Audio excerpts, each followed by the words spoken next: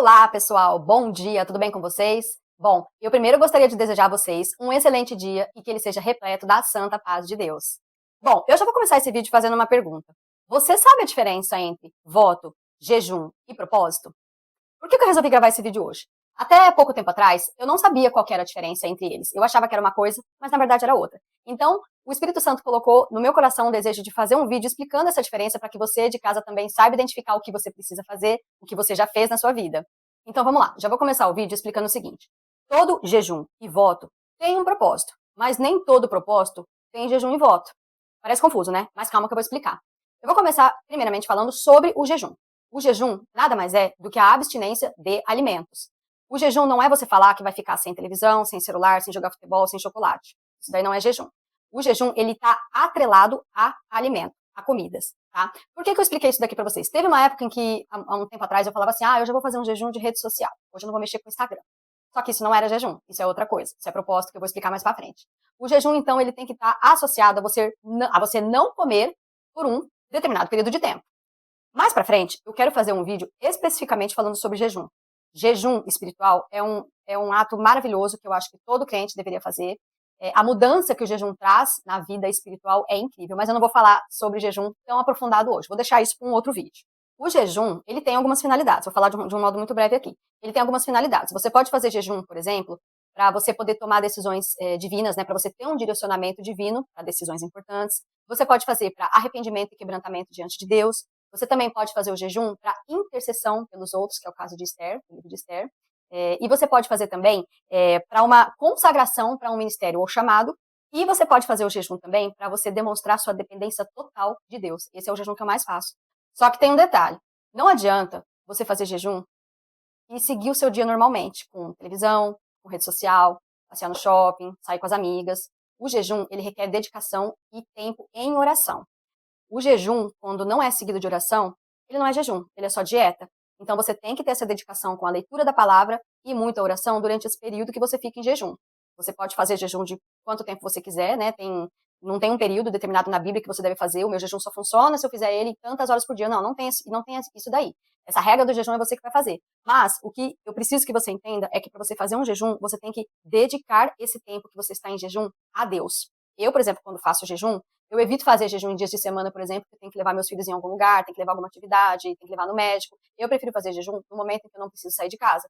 E nesse meio tempo, eu não pego no celular, eu não fico assistindo televisão, eu procuro fazer a leitura da Bíblia e oração, para me consagrar diante de Deus. Você vai perceber que se você fizer um jejum com essa dedicação, vai romper barreiras e limitação para você se aprofundar em Deus, para você aumentar a sua intimidade com o Espírito Santo e, inclusive, também a sua sensibilidade.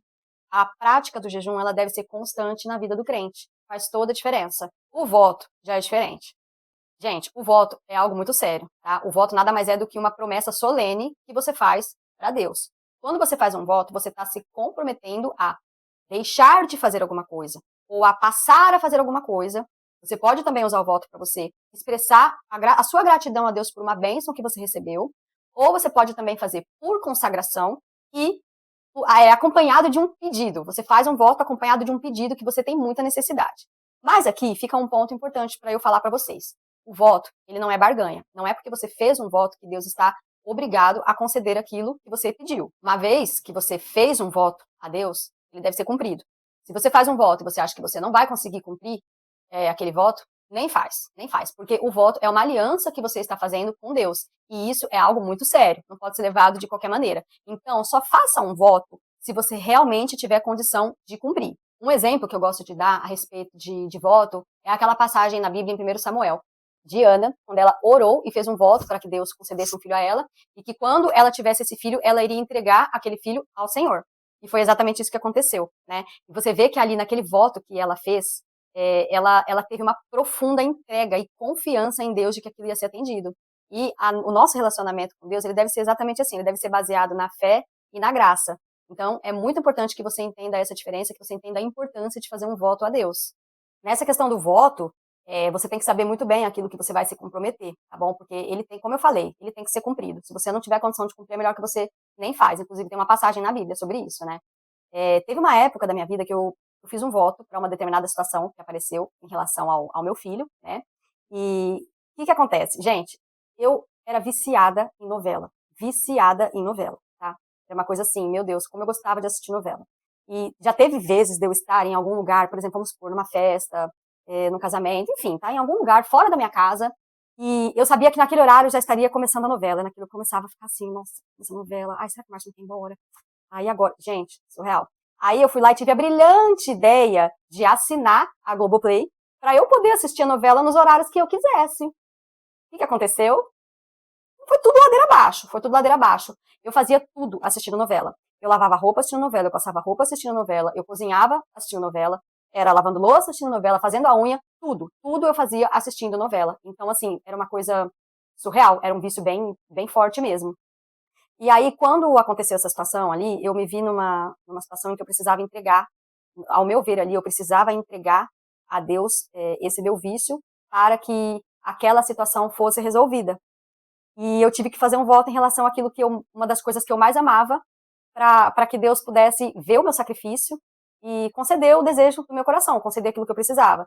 Tem essa questão que eu falei para vocês, de que voto não é barganha, tá, gente? Deus, ele não vai conceder se ele não quiser. Só que nesse caso, o Senhor, graças a Deus, ele concedeu aquilo que eu precisava. Mas o que eu quero dizer para vocês é, hoje, eu não sinto mais falta alguma de novela. Graças a Deus, eu consegui fazer esse voto, mantenho ele até o dia de hoje e pretendo manter até o resto da minha vida, porque eu fiz um voto justamente de nunca mais assistir novela. E graças a Deus, aquilo que eu precisava, o Senhor concedeu para mim.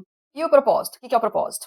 O propósito é um compromisso de você buscar alguma coisa de Deus por um determinado período de tempo, sem necessariamente envolver uma promessa formal. É uma intenção firme. Ela é tomada com um objetivo definido. Você precisa ter uma meta, um alvo para você alcançar, para você conseguir concluir esse propósito. Por exemplo, o que você poderia falar? Ah, eu vou fazer um propósito de ficar 30 dias sem rede social. Ah, mas 30 dias sem rede social para quê? Então vamos mudar o contexto. Eu vou ficar 30 dias sem rede social. E neste tempo, eu vou me dedicar mais tempo em oração para aprofundar a minha intimidade com Deus. Pronto. Você fez um propósito e você tem um alvo a ser cumprido. Você tem um objetivo para alcançar.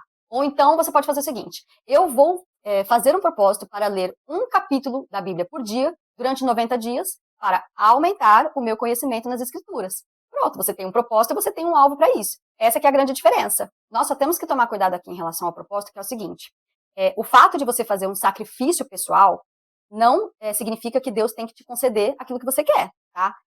O propósito, ele não obriga Deus a nada. Deus nunca fica em dívida com ninguém. Muito pelo contrário. Esse sacrifício pessoal é uma forma de você se aproximar mais de Deus e não de controlar um resultado. Então, é muito importante você entender o porquê você está fazendo esse propósito. Porque você está querendo fazer um propósito. Tem que ter uma finalidade. Como eu disse, tem que ter um objetivo claro, tá? Por exemplo, você poderia falar assim: eu vou ficar 30 dias sem comer chocolate. Chocolate é uma coisa que eu como demais, eu não consigo me controlar, eu vou ficar, então, 30 dias sem comer chocolate para poder controlar o meu vício e para passar a aprender a ter domínio próprio. Eu vou entregar esse sacrifício a Deus. Deu para vocês entender a diferença do propósito para o voto? O propósito, ele é feito por um determinado período, não é pro resto da sua vida, é pelo período que você ali quiser se dedicar, e ele tem que ter um alvo, tem que ter uma meta. E aí, nesse tempo que você estiver fazendo esse voto, por exemplo, tá? Uma situação hipotética, do chocolate, você entrega esse sacrifício a Deus e você está aprendendo a ter domínio próprio. Inclusive, o domínio próprio é um dos frutos do Espírito. Então, é muito bom você fazer um propósito nesse sentido para você aprender a se controlar de alguma coisa que te consome demais. Vamos supor que você fez esse propósito aí de ficar sem chocolate, cada vez que der vontade de comer chocolate, você pode ir lá e fazer uma oração. A gente vai ficar o dia inteiro orando, né? Seria o meu caso. Mas, enfim, deu para vocês entenderem, então, a diferença entre jejum, voto e propósito? Eu espero que tenha ficado claro para vocês. Se vocês tiverem alguma dúvida, se não ficou claro alguma parte do que eu falei, fala aqui nos comentários o que vocês gostariam de saber. Seria muito bacana ter a interação de vocês aqui também. Eu espero que vocês tenham gostado, que tenha ficado claro esse assunto. Do mesmo modo que ele não era claro para mim, a diferença entre um e outro, eu imagino que alguém que está assistindo esse vídeo também vai estar aprendendo uma coisa nova. E eu gostaria muito que vocês deixassem aqui nos comentários uma ideia do que vocês tiveram sobre esse vídeo aqui, tá bom? Um beijo para vocês, fiquem com Deus e que Deus abençoe muito o resto da semana de vocês. Tchau, tchau!